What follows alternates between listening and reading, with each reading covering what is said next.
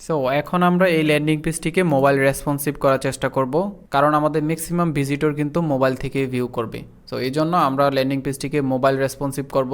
So অবশ্যই আপনি যখন একটি ল্যান্ডিং পেজ ডিজাইন করবেন বা ওয়েবসাইট ডিজাইন করবেন, আপনার মোস্ট প্রায়োরিটি থাকতে হবে মোবাইলের জন্য।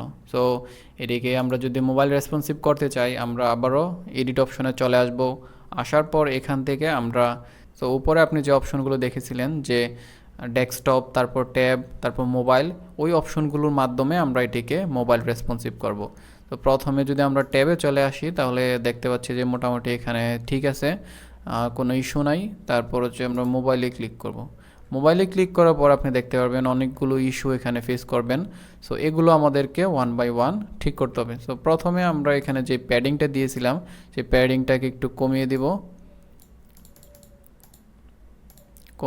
তারপর হচ্ছে যে হেডিংটিকে আমরা যে সাইজ রয়েছে, হেডিংয়ের সাইজটিকে আমরা একটু কমিয়ে দিব। সো এটিকে 22 করে দিলাম। তারপর যে আমাদের সাব হেডিং, সেটির সাইজটিকেও আমরা কমিয়ে দিলাম। তারপর আমাদের ভিডিওর যে উইডটি রয়েছে, সেই উইডটিকে আমাদের ফুল উইড করে দিতে হবে, বা হচ্ছে যে একটু বাড়িয়ে দিতে হবে। তারপর বাটনটি অনেক বড় হয়ে আছে, সেই বাটনটিকেও আমাদের ছোট করে দিতে হবে। তো বাটনটির ফন্ট ছোট করে দিলাম।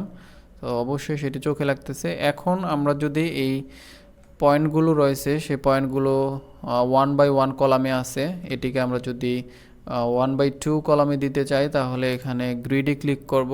গ্রিডে এখানে নিচে আপনি দেখতে পাবেন যে এখানে আইটেম কলাম কয়টা করে, একটি করে আছে কলাম ফোনের মধ্যে। এই যে কলাম ফোনের মধ্যে একটি করে আছে। তো এটিকে আমরা ফোনের মধ্যে যদি দুটি দিয়ে দিই, তাহলে হবে। তিনটি দিতে চাইলেও করতে পারবো, বাট সাইজটিকে ছোট করে দিতে হবে। সো আমি দুটি করে দিচ্ছি। তারপর এখানে সাইজটিকে আমরা ঠিক করে নিব। স্টাইলে চলে আসবো। আসার পর আইকনের সাইজটিকে প্রথম ছোট করে নিব। তারপর কন্টেন্ট থেকে টাইটেলের সাইজটিকে ছোট করে নেব। করার পর এটিকে আমরা যেই স্টাইলটি আছে সেটি কপি করে এখানে পেস্ট স্টাইলে ক্লিক করব। ঠিক সেমভাবে এখানেও করব। সবগুলোতে এভাবে করার পর আমরা সবগুলো স্টাইল সেম করে দেব। তো এখন ঠিক আছে। তারপর আমরা যদি এখানে টাইটেলটি ছোট করতে চাই, সেটিও করতে পারবো। তারপর এই যেই আমরা পয়েন্টগুলো অ্যাড করেছি, সেগুলোর উইডটাকে আমাদের ঠিক করতে হবে। তার জন্য আমরা কাস্টম উইডে এসে পিক্সেল থেকে এটাকে পার্সেন্টেজ করে দিয়ে এটিকে বাড়িয়ে দিব। সো এখন ঠিক আছে। এখন সাইজটিকে আমরা একটু কমিয়ে নিব।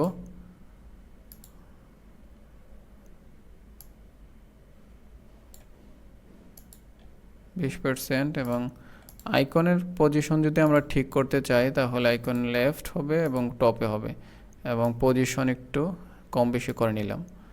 এবং এটার যে সেকশন আছে, সেকশনে আমরা প্যাডিংটাকে কমিয়ে নিলাম। কমিয়ে নেওয়ার পর সো আপনি দেখতে পাচ্ছেন এখন ওকে আছে।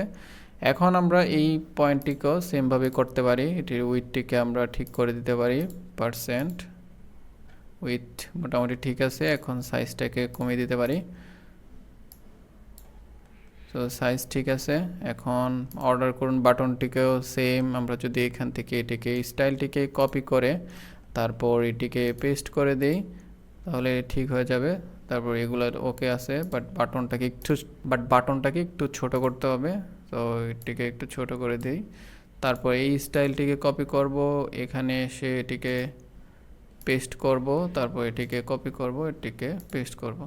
সো দ্যাটস ইট আমাদের। তারপর হচ্ছে যে আমাদের কাস্টমার রিভিউটিকে আমরা চাইলে টাইটেলটিকে ছোট করতে পারি আরও, বা যেভাবে আছে সেভাবে রাখতে পারি। সো কাস্টমার রিভিউ এখানে একটি করেই থাকবে।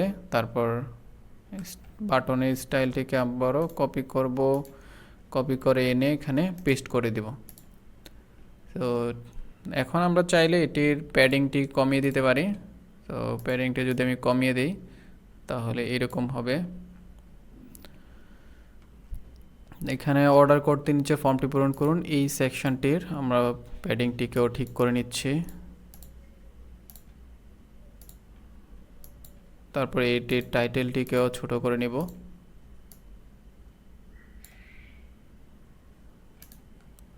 তারপর সব কিছু ওকে আছে। এখন এটিকে ছোট করে দিচ্ছি একটু ফোন থেকে। সো তারপর সব কিছু চেঞ্জ করার পর আমাদের মোবাইল রেসপন্সিভ কমপ্লিট, তারপর পাবলিশে ক্লিক করে দিব।